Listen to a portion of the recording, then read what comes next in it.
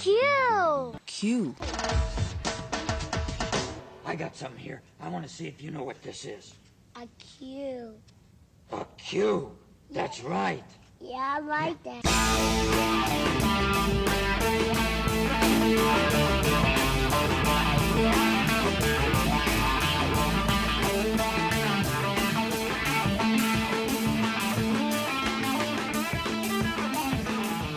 Hello and welcome from deep inside the 100th episode of the Q Filmcast. Yeah. Yeah. Yeah. We made it. That was champagne popping. Now we're going places. Yeah. Things are going to start happening to me now. Thank you. Thank you go. you. See, I need someone to bookend that. There And in you comes Max Gumbo Johnson. And we're talking about, we're inside Jolly Roger's studio. As always. Why would we be anywhere else? That's right. This place has birthed many an episode. 100. Yeah, this is 100. Yeah. Right here, guys. I can't and believe some that. other special episodes. Yeah. Yeah, we have some Q after hours that we can't share There with you the go. general public. That's right. We should. Yeah, yeah, we actually should. Right. Well, maybe paid content. Congratulations, guys. Nearly 2 years. Wow. And I In don't know. in just 4 weeks, it'll be 2 years. That's right. I don't know how to set up an intro other than that. Let's just say what it is. It's 100 episodes. Yeah. We thought about doing like a let's go back and pull out little pieces of film and all that. Yeah. Let's just give it a proper nod. Yeah. We're not going to do anything other than just what we're doing. Yeah. What better way to honor our 100th episode than to make it exactly what it's supposed to be? Just keep on trucking, buddy. A film we pull Yeah. out of Netflix that we review and we go around the table to tell you what we thought of it. That's what we do. And then a top 3 list inspired by the movie in question. We're going to keep it simple. Yep. We're going to give the accolade, and then Yep. we're going to get on with what we do, Max. 100 episodes is behind me now. Time for the future. Like he says, we go. things are going to start happening to me now. It's from the jerk. Yeah. Let's do some introductions. Max, Yeah. you know what? I've said your name 4 times. Let's just get it official. Max Yeah. Gumbo Johnson. There he is. Hashtag save Hannibal. Hashtag save Hannibal. Yeah. That campaign will not go away. I don't care if it's 1,000 episodes. Even if they save it, we're still going to remind them. I'm that just they going to should keep save saying it. That and Blade Runner. We're going to give you Blade Runner. time at the end of the show to plug that one more time. Yeah. But hashtag save Hannibal. Yeah. Max Gumbo Johnson. There he is. Need some Sarah McLachlan behind that. Don't know what that means. I don't either. No Angel. idea. Let's skip right over. I don't know. But nothing Never mind. Never nothing mind. would be more appropriate than that. Adam, we needed that. Yeah. We needed you to come on in and say, I'm the same as I was, and I'm not changing. I have a mind that transcends all. Rationality. Well, it's just beautiful. Yeah. It's just beautiful. Adam, I'm talking about you, the greatest producer in the history of these 100 episodes. You, sir, are the glue. Yeah. The bomb that just blows the show apart. Yeah, you are the glue. You want to know why I call you the glue? Because most glue is made out of a horse's ass. Horse's hoof. Oh, hoof? Oh, I'm sorry. It's the paw, Foot. the hoof. The foot. Oh, the hoof, the hoof. The hoof. The laughter that ensues. Mm-hmm. It's the thread. He's the glue, but this is the thread. This is the thread that keeps it together. James Hard Sub-Savage. What's up, Maestro? For the 100th time, what is up, Maestro? Well, you know I'll tell you in just a bit. I had a good week, Savage. I'm glad. I want to I'll hear t- about your week. I'll tell you about that in just a minute. All right. Let's talk about how you can keep up with us. Sure. We did not do this in the first episode because we didn't have it. Twitter, Facebook, iTunes, All anywhere of it. you want to keep up with us. All of it. You go there. But, of course, Savage, Gumbo, you guys know this. You go to the qfilmcast.net. Net. Yeah, Net. you go there. That's it. It's your one-stop shop. Let's catch y'all. I call it catch-all. You can follow our Twitter from there, our Facebook. Yeah. You can leave the review of the film we're about to review from Netflix Instant. Yeah. Or you can tell us anything you want. Don't care. About the 99 previous shows. Yeah, maybe you can tell us the 99 previous episodes. Which ones are your favorite? Yeah. You list them from 99 to 1. Yeah. You should do that on iTunes and a 5-star rating. We need to plug that a bit more, On don't we? all 99 of them. Yeah, All 99. yeah. iTunes too, 5-star rating. Let's get into this week's selection, guys. Yeah. Ready for this? I'm ready. Yeah, but before we do that, Savage had asked me How your week was? how my week was. I think I'm going to tell him. I'm going to tell you how good my week was, I Savage. bet it was wild. At no time did anyone spray paint the word bargain on the side of my car. But it is. But it's on the top. It is. Have you looked on the top? Oh, I can't see up there. Didn't happen, though. Yeah. I wasn't chained to my bathroom sink. Oh. Well, I don't know that. Well, as far as you know. That's right. Hey, don't judge me. I'm not. Kink is up in the air, buddy. Whatever. I'll say it right now. I've been chained in my sink many, many times. Did you know at no time at all was I ever this week tackled by Ray Liotta wearing a Speedo? Wow.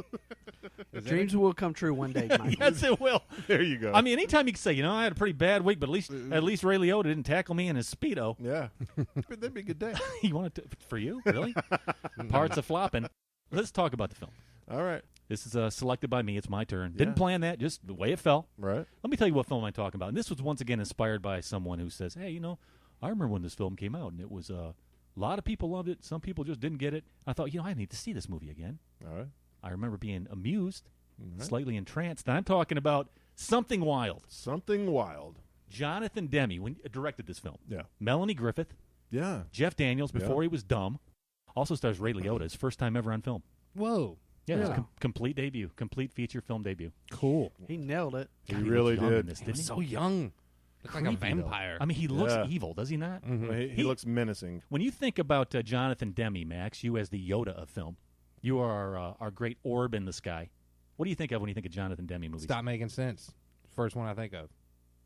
The Talking Heads. Talking That's the Heads? first one That I think one? of. Yep, that's the first That one I is an think of. awesome film. I mean, there's Silence of the Lambs, that stuff. But the first one I think But of. did he have a brother? No. Is there Ted- another Demi? There is Ted did. Ted Ted Demme. Demme. Yeah. Demi Moore. Oh, Come on, man. that was pretty good. I'm sorry. Some things just. Anyways, you don't think of a Silence of the Lambs, huh?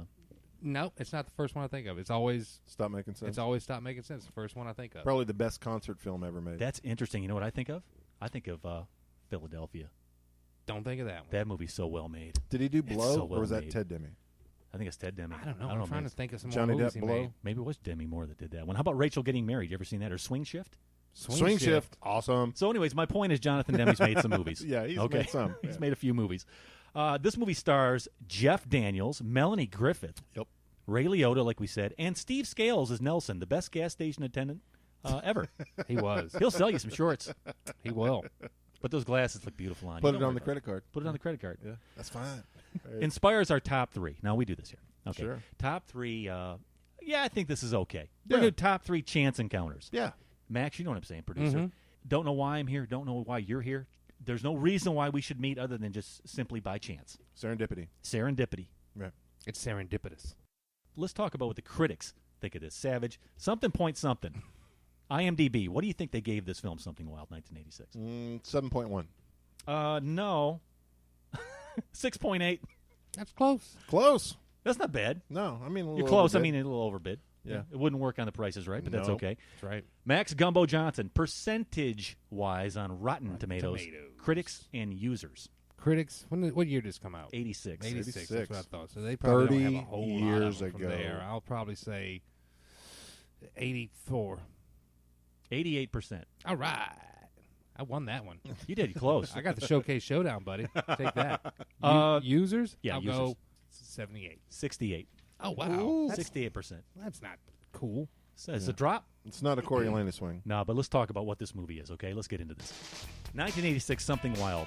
A wildly inventive and entertaining comic nightmare from former Roger Corman prodigy, Jonathan Demme. You didn't think he'd be described that way. This screwball odyssey is a ride to remember. Jeff Daniels plays clean-cut New York bond trader Charlie Driggs, who accepts a ride home from a strange but attractive lower-class woman. That was the best kind. Lower class. Listen, if I'm going to get a ride from a stranger, I want her lower class. Let me tell you that much. I like my women a bit on the trashy side. Her name is Lulu, and she's played by Melanie Griffith. The sexy Louise Brooks lookalike doesn't take him home, but shanghais him for a bizarre road trip to Virginia that includes kinky bondage sex, destruction of property, and robbery. Things get stranger when Lulu tells Charlie that her real name is Audrey and takes him home to meet her mother, asking him to pose as her husband. But the charade continues into her high school reunion, where the road trip, and the entire film, takes a sharp U-turn into psycho-thriller territory. Audrey's dangerously psychotic ex-husband, Ray Sinclair, played by then-unknown Ray Liotta, shows up. What had been a liberating fling for Charlie turns into a bloody and vicious battle for survival. Ooh. All right, so there you go. That's the film we're going to get into tonight, 1986, Something Wild. Let's stop right here, listen to a trailer, come on back, tell you what we thought of this one. Here you go. Charlie's a mild-mannered executive who's never been far from home. Now Lulu's taking him all the way. I'm Lulu. Charles, pleased to meet you.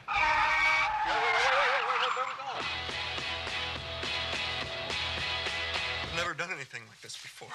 Don't worry, Charlie, I have. I mean, look straight, but right down in here, that's where it counts. Deep down, I got what it takes. If you were my mother and I brought this guy home as my husband, what would you think? Very nice. But, I'd get rid of those handcuffs if I were you. But when Lulu brings Charlie home, Oh, gosh. things start to change. Hi, baby. Surprise. There's someone waiting to change something wild to something else. I missed you so damn much. It's over, remember that. You should have never quit me, baby.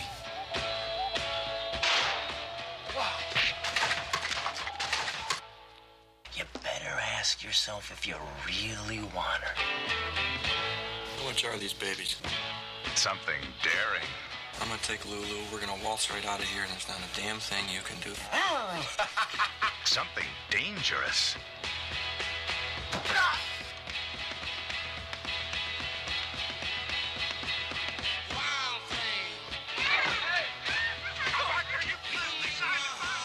Something wild.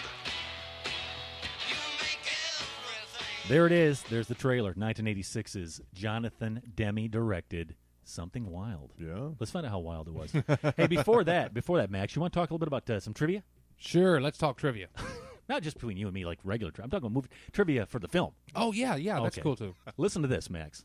I'm Gumbo listening. Johnson. I'm all ears. Did you know that the two ladies in the resale shop, in the consignment shop, are David Byrne and Jonathan Demme's mothers? There you go. Those guys are thick as thieves, those two. Yep. Stop making sense. You always got to stick moms in there. We could have done top 3 mothers in films.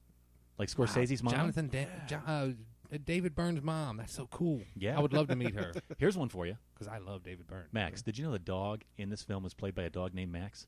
Whoa. And he's actually been in several films. I can't remember what they were, That's but Max the dog. Max the dog. That's cool. There are a couple dogs in this film, though, right?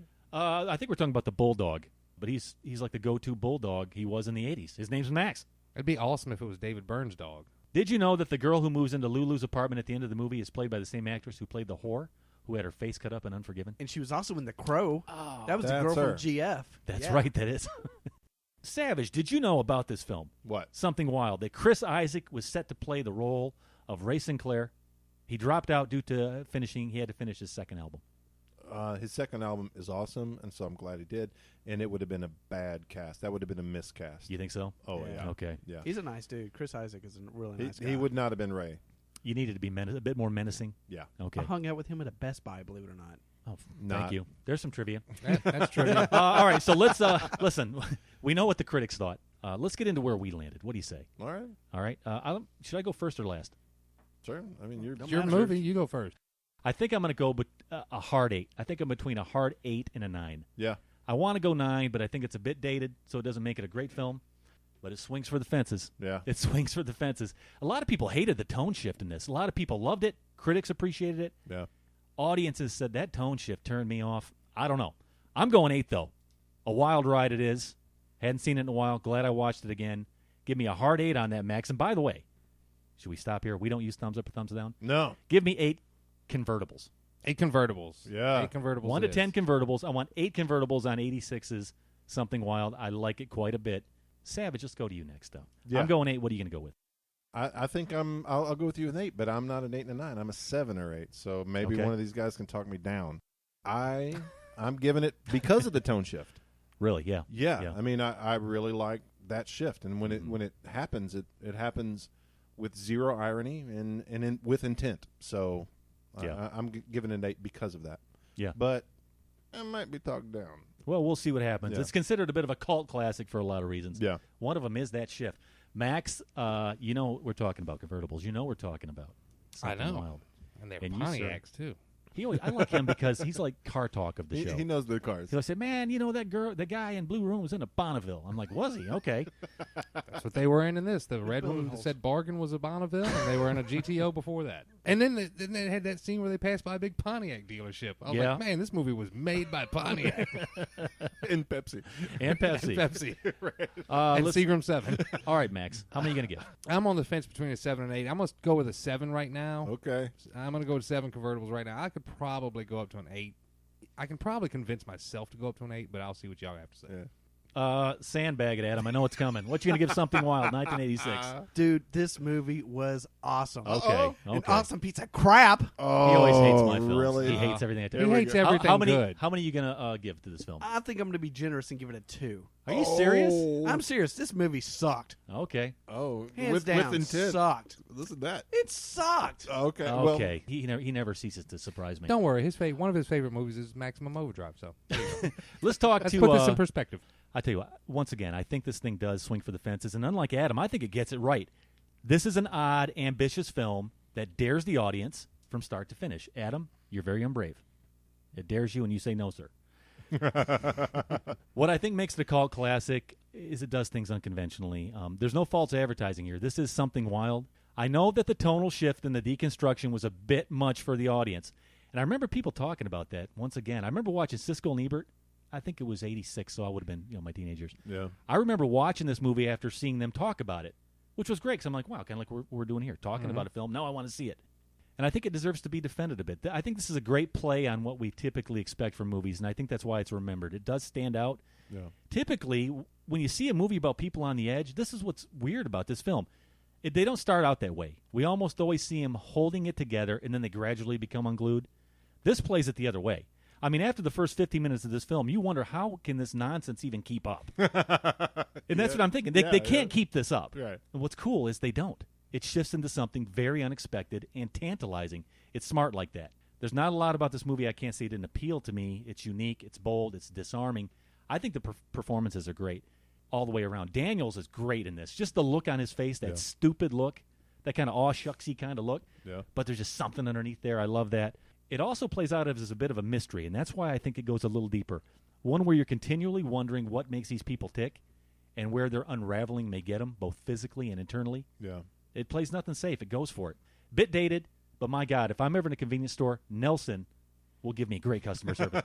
I'm going to go solid 8. Savage, go. You went up there just a bit. Yeah. What do you got? No, I'm at an 8 too, and I don't really, on the surface, I don't know why. It's all of those things that you said. It's incredibly well acted. It's funny when it needs to be funny, but there's always the sense of reality. It seems grounded in a lot of ways, particularly for an 80s thing. And I don't say that negatively. I don't want to say like it's dated, because even though it dates itself in its surroundings, it doesn't feel dated. It's not like your typical 80s thing. It's pretty dated. It really isn't. No? Okay. Not to me, because the story of the unraveling is, like you said, it's played out in nuances that don't reveal themselves until later. You don't understand what you're really seeing. It seems like this kind of like a flight of fancy film at first. It's almost like a wacky adventure that this guy finds himself on. Then it becomes something slowly, more subtly, more intense. And even melancholy. It's certainly melancholy. And then once the actual shift happens, and I think I'll take the shift back to the mother.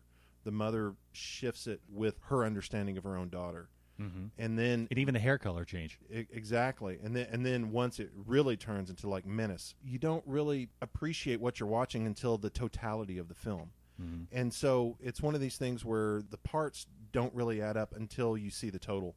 And then once you see the total, you understand what a great piece of craft that you've just watched. Yeah. That's what I loved about it. And I hadn't seen it since, back in early 90s, I guess, the last time I saw it.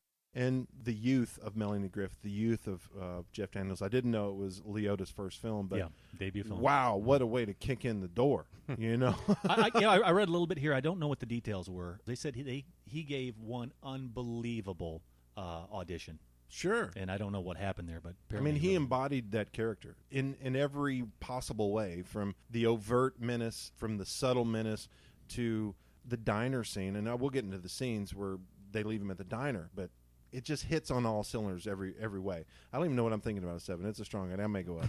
And I can't wait to talk a little bit about some of the ticks and whistles in this film. Yeah. Like when Daniels is saying, please, no, take me back, but with a grin on his face, like, please don't make me go back. You know what I'm talking about? Yeah. Everything's a duality. But Max Gumbo Johnson, go. You gave this, I think, 7. What do you got for this film? I agree with what James said. Until you watch the whole movie, you can't really appreciate everything that came up before, because like I hadn't seen this in probably 20 years. I'd forgotten pretty much. The only thing I did remember was that brutal fight at the end. Yeah. And I remembered the somewhat of a kidnapping at the beginning. Other than that, that was about all I remembered. but you start watching, you're like, this is stupid. This is silly.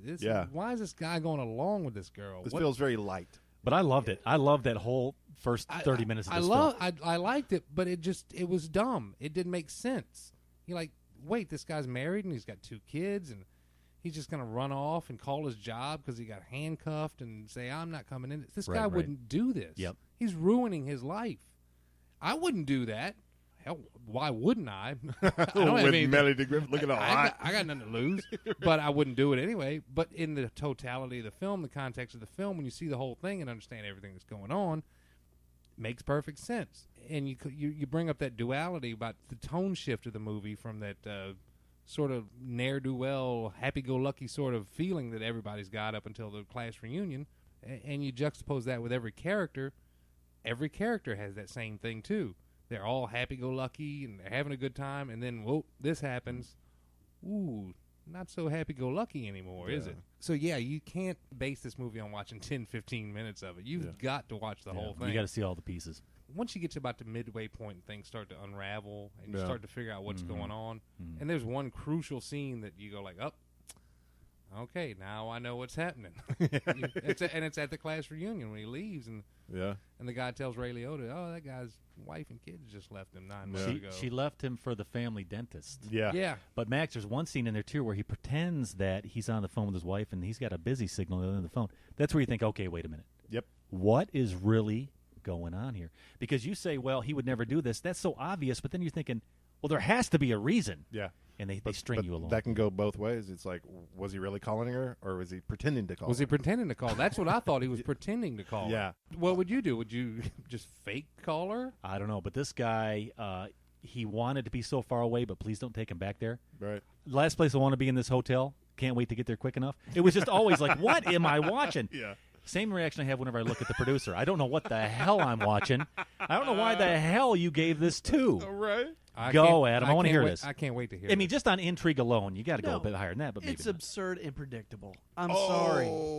Okay. No, there's nothing. I didn't guess from the moment it started to the next scene to the next scene. The moment Melanie Griffith came on the screen and she's like, "Oh, you must be a rebel." Oh, it took me out, and I hated the movie since then. How could that be? But we have established your stupid. Bias against Melanie Griffith. Yeah, I will admit that. Yes. But you know, when she says, Adam, when she says you must be a rebel, she's telling him what he wants to hear. He deep down is. He needs someone to push him along, to push him into his rebel persona. She knows what she's doing. I just thought it was stupid. You're gonna have to do better than that. It doesn't matter. The whole. What about the nudity? Oh, okay. I give it She was hot. I give it a point for nudity and 1 point for Ray Liotta because he was awesome. Ray Liotta was not nude in this film, sir. No, because he was awesome. Oh, okay. As an actor. We're talking about something You wild. give Ray Liotta 1 point for being awesome in his debut. Yeah. Adam, well, okay. Jeff Daniels reminded me of Bill Pullman the entire movie. What is he? Is that a what? I'm telling you what I'm thinking of. Damn that Bill Pullman. The entire thing, it's like, okay, why is this guy? He knows he's with this girl who's just a habitual liar. It's just absurd. I could not stand this. Yeah, okay, Adam. movie. But you know what? All the stuff you say is absurd. Which it's called intrigue. It's called it's not intrigue. Okay. But the moment you get into, she's lying half the time. It's like, well, why the hell would you want to be with this girl? Wait. But when you find out what the real story is and what everything's going on, you don't go, oh, okay, now I see what's going on. Okay. I guess us three are not as smart out, as you. No, the moment you find out that she's got her ex-husband and all this stuff, why didn't she just walk away from everything?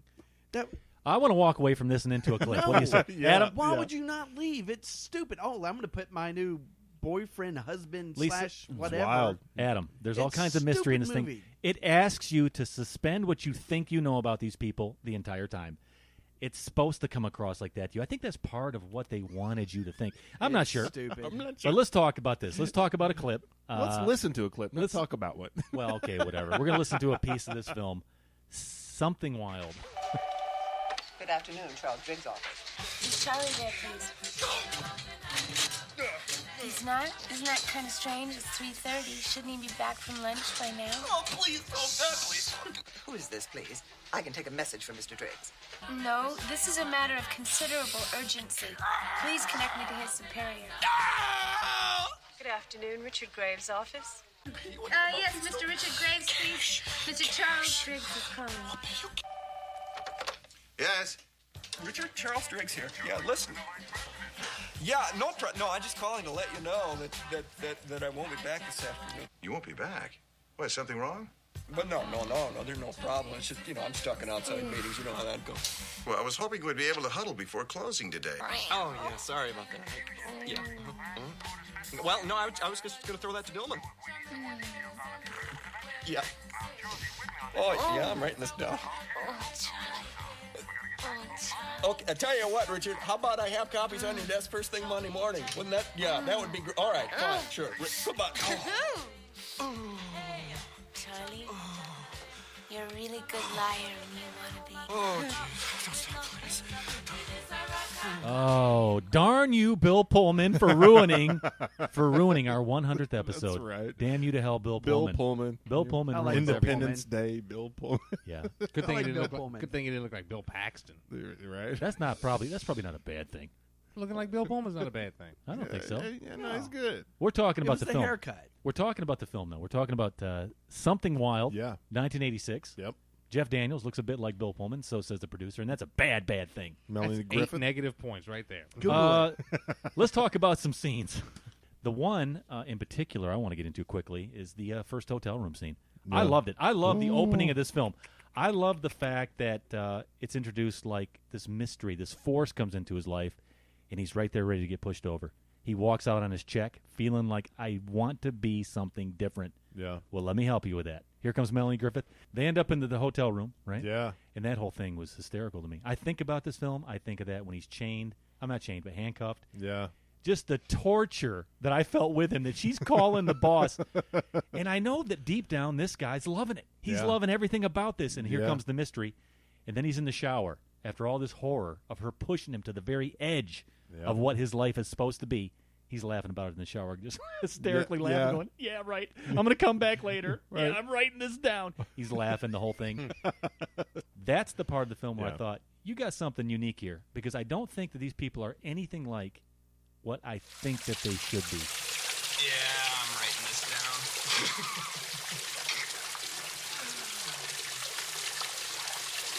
He should be back. It's 3:30. That's a great scene to me. And plus, the nudity in it. You talk about what you remember from seeing it 20 years ago. Let me tell you what I remember from seeing it 30 years ago. Oh, damn, 30 years ago. I remember seeing this as a 12-year-old boy. You seen this film again last week. You know what I remembered. You know what I remembered. Yeah. Melanie Griffith being all hot. But Savage, what do you got when you think about this movie? Same thing. I love the hotel scene. And really, once he got into the car, you knew it was on. When you get into that car with that chick, your life has changed. A scene that resonates with me is when they get to her mother's place. You know? You like that whole stanza. I do. I like the peaches. I like the peaches thing. It was kind of a calming moment in the movie, wasn't it? It kind of is, because here they are. They're perpetuating the lie. At least she thinks she is. He thinks he's perpetuating the lie. And he's, by this time, is comfortable with the fallacy that they're trying to perpetuate. And just that kind of throwaway scene when they're washing dishes, and she looks at him and she goes, "So you really have a wife somewhere?" And he just immediately capitulates to to the mom, like, "Yes, I do. Yep. Yeah. I just met her." You know. You've got a real wife somewhere, don't you, Charlie? Well, that's a little complicated, Peaches. Do you love my daughter? Oh, I just met her recently. It's kind of hard to. You take care, then. She's got some strange notions about life. Yep, I know. Well, it's obviously she knows the demeanor of her daughter. She understands her daughter's not married to this guy. And it is a weird enabling scene, where she enables this kind of habitual lying. Kind of. I mean, I guess you'd say that, or delusion, or perception of reality, or whatever. I mean, there's the enabling, but I just love how the mother is immediately perceiving. And again, it goes to the duality of the tone, where the mom seems to be like the doofus who's just being sold the lie, and then she's really sharp. It makes you completely wondrous of what kind of childhood was this? What kind of relationship is this? Where's the father? It's an abyss of I don't know, and I love that. Yeah. And but it's handled with complete tenderness and care. And the fact that Jeff Daniels loved it there. He loved her food. Yeah. He loved that woman. He loved the mother. It's like, okay, what the hell? This food is delicious. This food is delicious. Well, yeah, have more. Yeah, I'm glad that game worked out for you. And he's telling about the baseball game that he was in. was completely lying about. Yeah. Another scene I want to talk to before I go to Max Gumbo Johnson. I like the liquor store scene where the fake English guy with the fake English accent smoking the pipe. And the Mershon pipe. Yeah, she's trying to get him to reach the Glenlivet. Glenlivet. And then you see him later on in an interview, and he's got a regular Pennsylvania accent. He's not English at all. The movie is ripe with things that go, huh? Yeah. I got a list of stuff like this. Max. She had a gun. And she had these satanic bracelets on, and I don't know what she was going to do. I think she was going to kill me. Max, talk about some things about this movie. Go. I like the class reunion sequence. I think that's where the movie really turned the corner, I guess, from... I say it's the mom, but it goes right into the class reunion. I think it was a class reunion where you really find out what's going on. You get a couple of hints of it with the mom, but then when you get to the class reunion, you like really get the full story of what's happening with these two. And up until then, you still are not real clear on what's going on with this woman, what's going on with this guy. Yeah. And then with one little throwaway line, I guess it's not really a throwaway line. It's a pretty crucial line. Right. It's a line in the sand. The whole thing just, boom, it turns a complete 180, and you're like, oh. He goes from crazy to tragic. Yeah, he does. Boy, there's a guy who really landed on his feet. How's that? 9 months ago, his wife takes the kids and runs off with the family dentist. If you ask me, it's the best thing that ever happened to Charles Driggs. Yeah, I believe that. Everything from the class reunion till the end of the movie, you look at a movie like this, and a guy like Jonathan Demme. Jonathan Demme's no lightweight filmmaker. He was trying to say something with everything he does. He's trying to make a point. And I think at that moment, and then I saw everything that happened after that, I said, this is sort of like, it's almost like a parable for maybe the death of the American dream or something. This guy had kids. He had a wife, and they all left him. Mm-hmm. He's got nothing to lose anymore.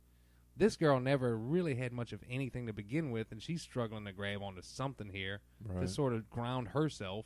And then you got Ray, who's sort of in the same position as he was in, where he had her, and then he ended up going to prison, comes out, she doesn't love him anymore, and he's dangling at, grasping at straws here to try and grab something. It just breaks down into this total chaos towards the end. Everybody is chaotic. That's a good word. Everybody's hanging by a thread. Everybody's on the verge of really becoming what they think they are. Yeah. I think I'm a monster. I might just become that. I think I'm a rebel. I may just become that. Yeah. Yeah, but it's also more fundamental, is like going to the reunion thing. It's the lie that we tell everybody and we tell ourselves to tell everybody. Yeah, that's exactly right.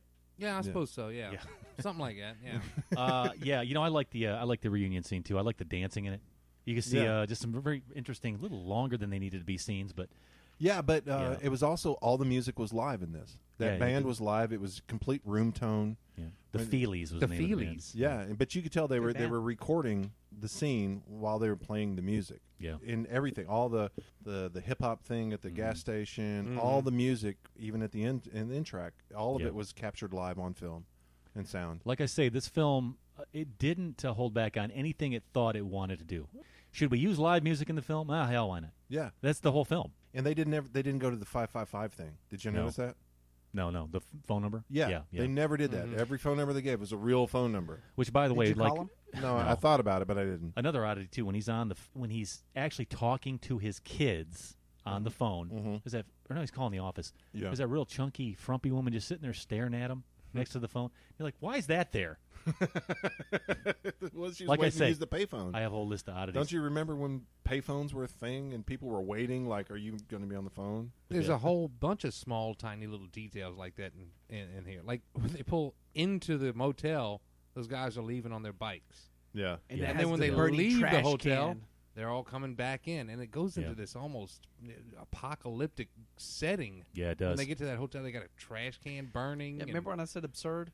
Yeah. Yeah, well, you also gave it a 2. So he shouldn't have been so absurd with this absurd movie. Yeah, this is crazy. This is crazy stuff. Did you like the way he destroyed that hotel room too? I've never seen anybody kick a wall. No, he likes them that. in the Speedo. He's got those nice boots. He was, He can you shut destroy a up. wall. I'll come over there. I'll kill you. And he's just winding up and just kicking that wall. Yeah. And he does it for like a good 30 seconds of the film. Maybe that's a sign to leave. I want to bring up one more scene, too, and I'm going to quit talking about some of my favorites, but there's one more sandwich. All right. Max, I want to talk to you guys specifically. Yeah. Producer, just produce over there. I love when he's staking out Ray and Melanie, and he goes into that convenience store with Nelson. Like, man, what happened to your shirts? Oh, I suffer from nosebleeds. But, hey, it's better to be a live dog than a dead lion, Nelson. He's like, okay, let me help you out with it. You need some shorts. Why don't you go and get some socks, too? Yeah. And He wanted pants. He couldn't get the pants. that whole sequence with that is hysterical. That's almost like a gag comedy there. And then he says to him, well, you know, I need new glasses because obviously he's got these stupid glasses on. Nelson says, nah, you look beautiful, man. Yeah. Go get them. I love that scene, too. Yeah. I like that. What did he tell him when he was changing the shorts in the store? He's like, hey, man. Keep it cool. He said, or something. he said, Charlie, can't you just attempt to be cool, man? Something something like that. Picks me up, Nelson. Hey, Charlie. Attempt to be cool. All right, enough of that, Max. Go ahead. Now let's get into the Ray Liotta stuff because that's something that's always taken away from this film. Ray Liotta's big It's the second half of the film. intro. Anybody want to go on with that? Oh yeah, no, I mean he's perfectly intense and perfectly menacing in this film. There's a scene where where they're sitting in the car, the two chicks are in getting the booze, and he's talking, and it's like, well, tell me what she's really like, and you kind of understand that they have a history. Yeah.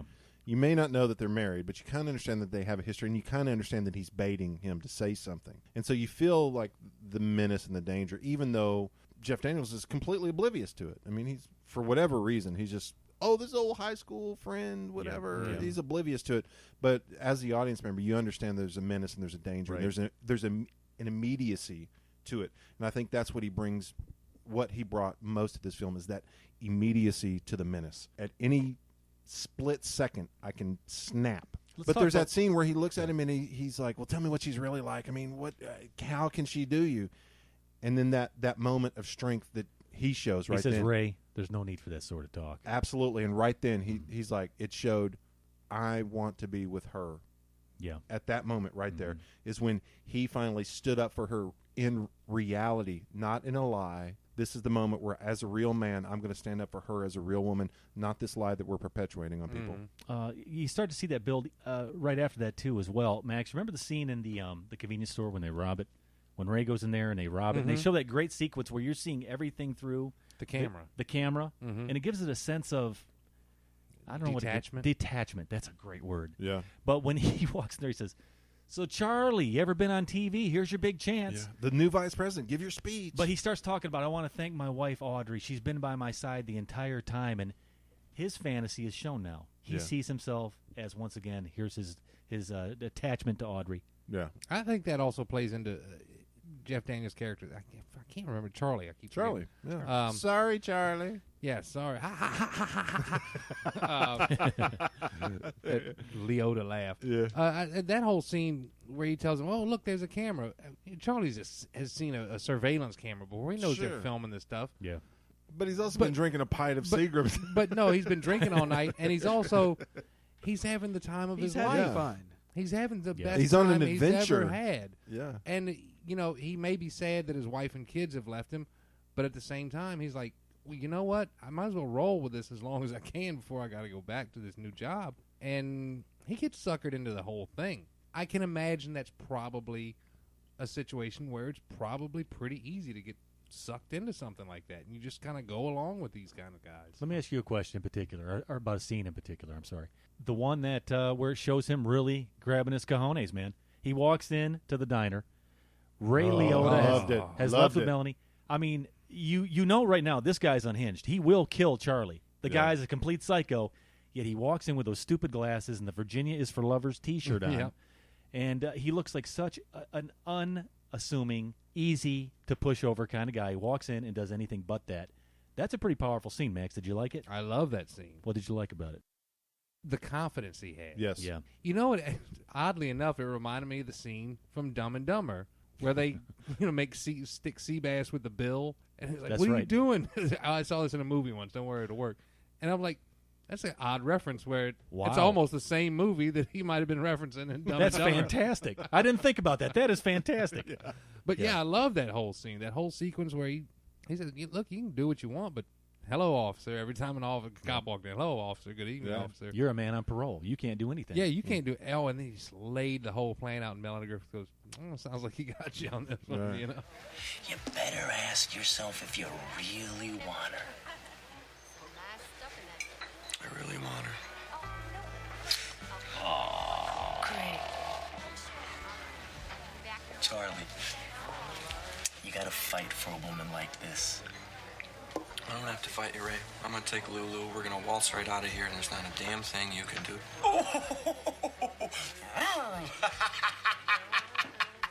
Oh, Charlie, you are something. You are something. Take a look over there. Go ahead. Evening, officer. That's gone. Ray, you're a convicted felon. You're in the possession of one, if not several, concealed weapons. You robbed a grocery store. You assaulted that poor kid with a gun. You left the state of Pennsylvania, which is going to come as a surprise to your parole officer. And I'd be willing to wager that Cadillac of yours sitting out in the parking lot, I bet it's hot. Now it's you with something to lose. All right, but you know what? The film moves into the end, and let's talk about that before we get into our top threes. Real quickly, because we had a lot to talk about, but the ending is pretty extreme. Intense. I mean, here comes Charlie, man. Yeah. Goes out to his suburban home. Yeah. And then here comes Ray, and it's like a dark cloud coming after him, too. Yeah. Breaks through the window, breaks that chair through the window. That was awesome, by Sitting the in way. that chair. You like that, huh? I love that. Man, you ever drove through Pennsylvania? That's a long state to drive through, man. From Virginia to Pennsylvania to New York. Come on, man. Yeah.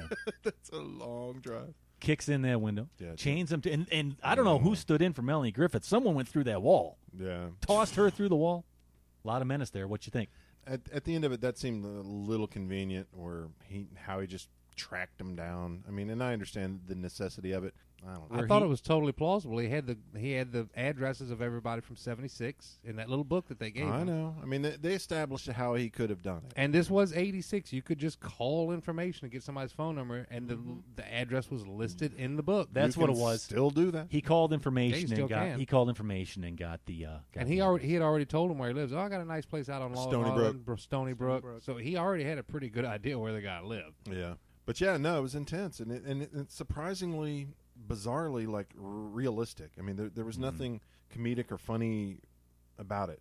It's pretty brutal. Adam, you know, we always default to you when there's something bloody and unnecessary in a film.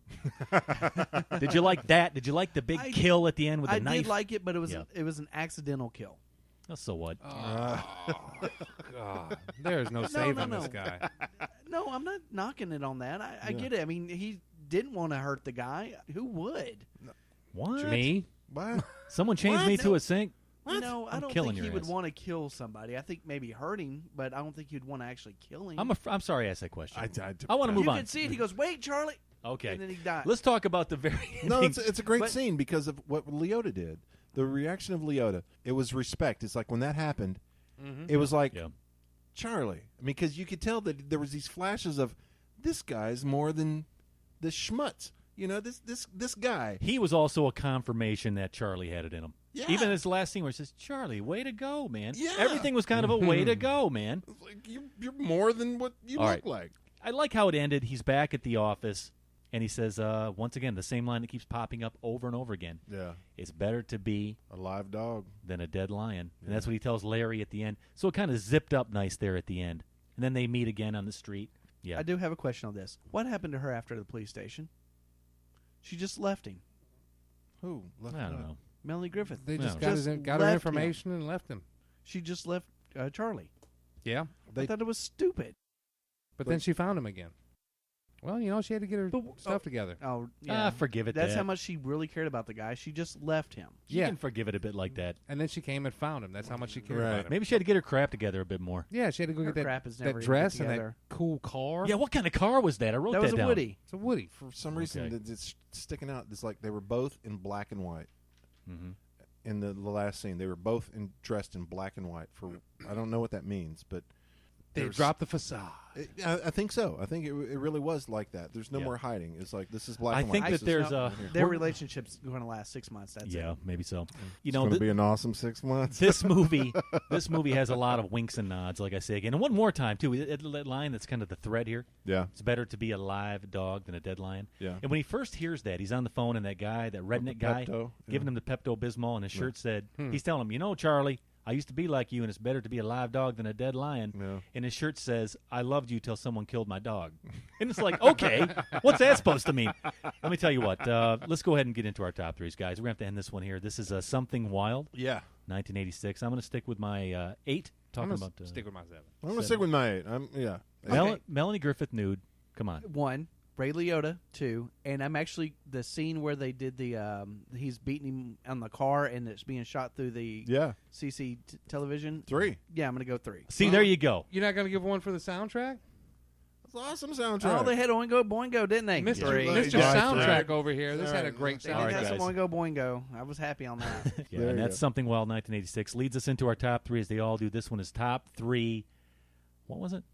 Convertibles. No. Top 3. Chance Encounters. Chance Encounters. Chance Encounters. What am I Maybe thinking? we should chance encounter a clip. Yeah. Let's chance encounter this clip right here. Come on back. We'll get into ours. Here you go. Right.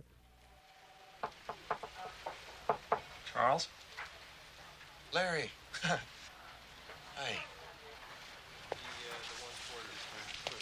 Listen, we're all real sorry about your leaving. Oh, that's nice. There's no way to get you to change your mind, is there? No, I don't think so. No. Is there anything I can do? No, Larry, everything's been taken care of. Everything's fine. Well, stay in touch. Yeah. Promise? Promise. Hey, Larry. It's better to be a live dog than a dead lion. It's been good working with you, Charlie.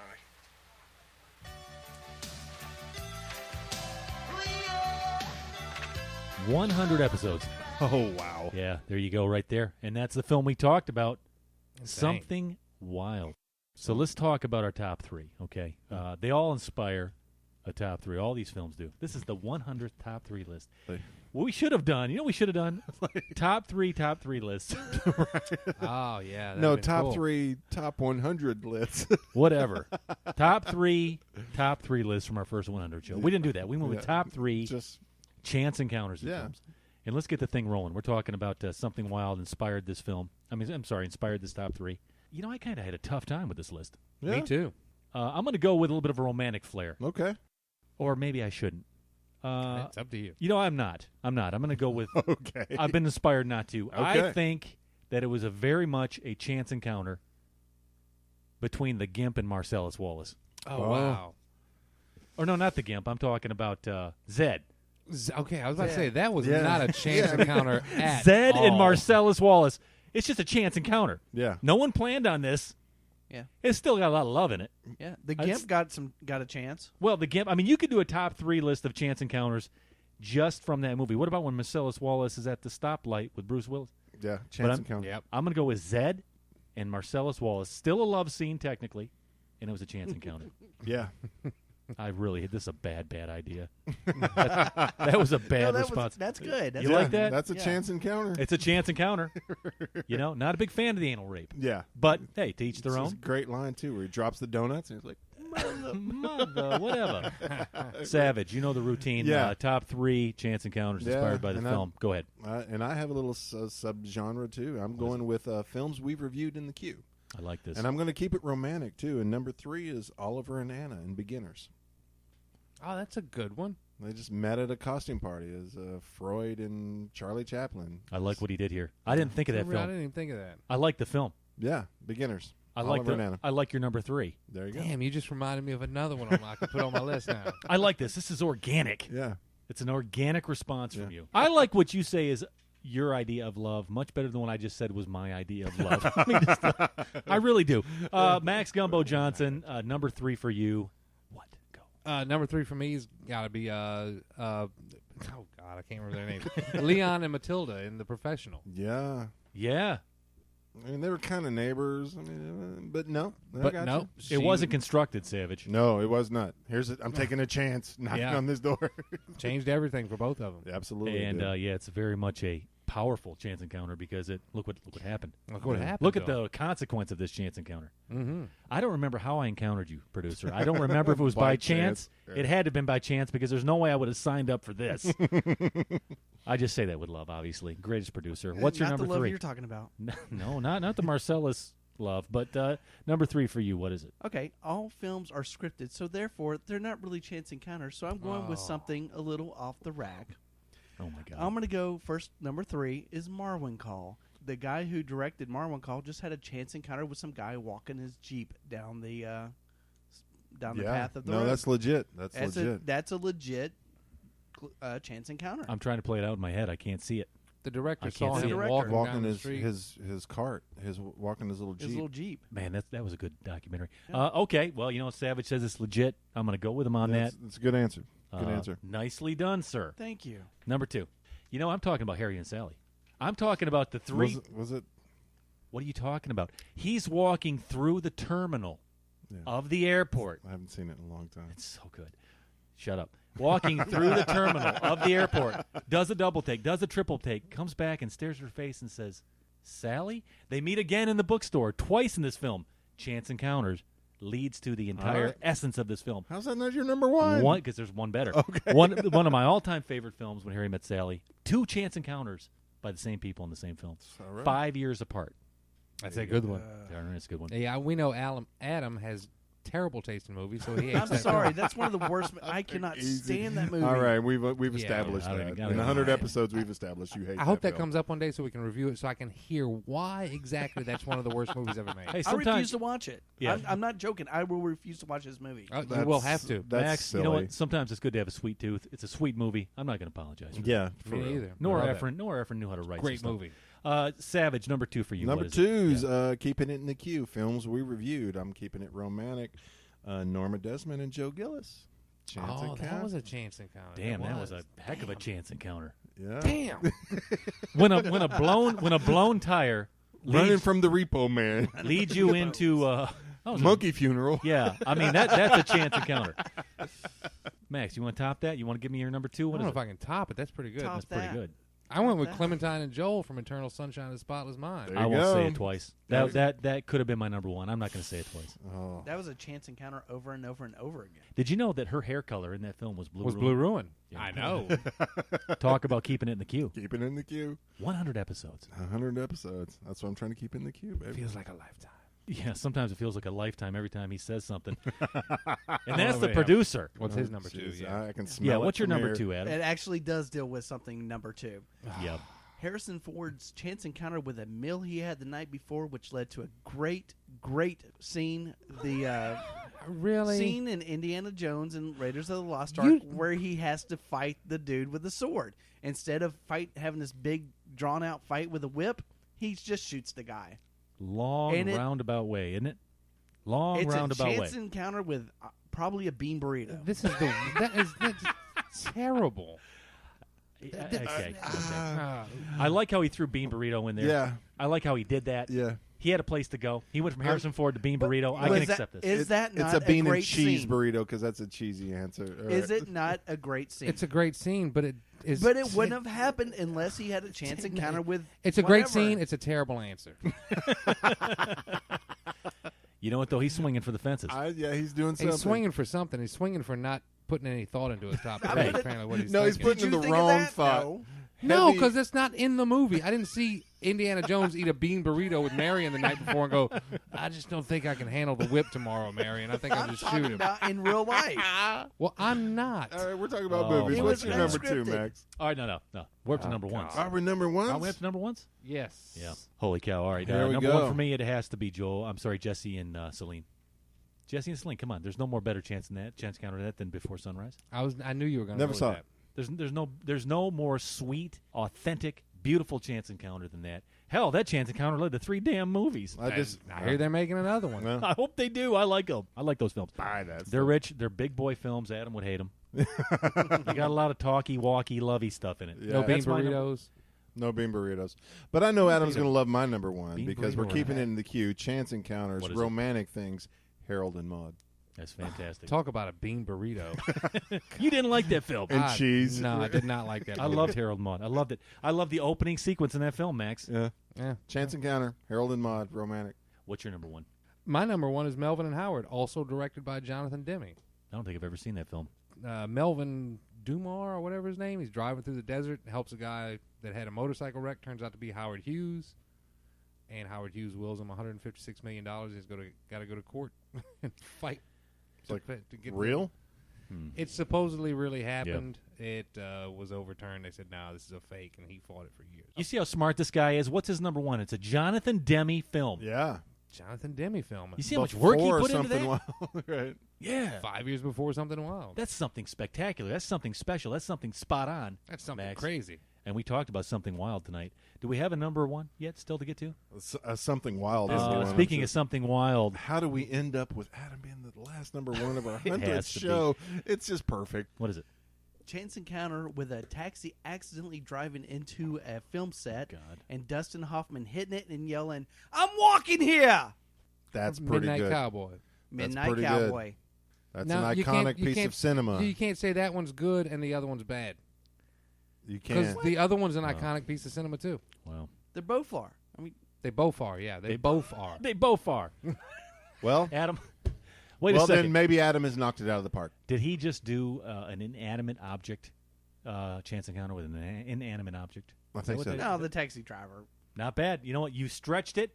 You swung for the fences. You hit a foul ball, but you still put wood on it. And that's what we bring with the Q Filmcast. Yeah, that's what we do here. Listen, let's get on to the next one. Okay, this was episode 100. Guys, we've hung in here for a long time, nearly 2 years. Hear that, listeners?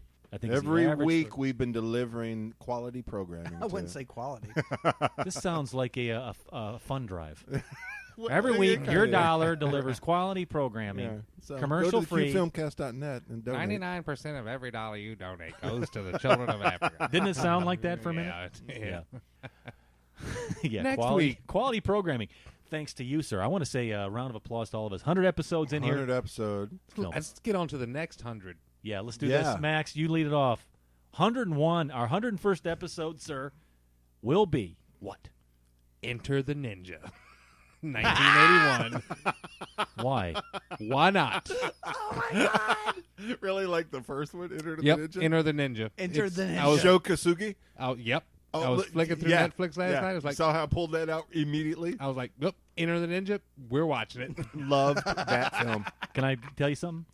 No, you hate ninja movies. You hate No, commercial he movies. hates Japanese movies. Here's the thing. I am in no way excited about watching this film. I bet you're not. I am in no way excited about watching this Come film. on, man. Enter the Ninja, Sho Kasugi. I don't watch it. You know what it made me want to be a 9-year-old ninja. You know what I'm excited about? Succeeded, sir. Yeah. I'm excited about you having to watch this. I'm going to movie. give this. Let me tell you something. I'm going to give this a fair shake. I know you will. Don't. Right? I hope I understand it's going to be pretty much very silly. 81 Ninja. Cheese. Is it going to have cheese? I like good Wow, cheese. how do you know all this? Okay. How long has it been since James you've seen really this likes film? this movie. Probably in the day. Show me the cover art from this film, please. I found it very reverential. Oh, back my in the God. day. Look at that. Who doesn't want to watch that? Okay. Subtitles? No, it's American. Okay.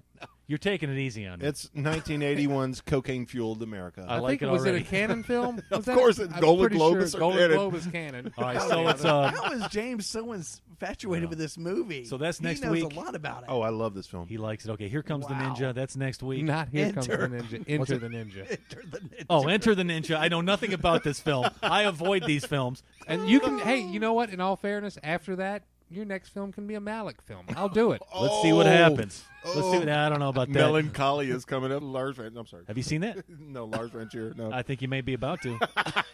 All right, Behold the Ninja. That's coming up in. Enter the Ninja. What is it? Enter the Ninja. Oh, Enter the Ninja. Okay. Behold the Ninja. That's next week.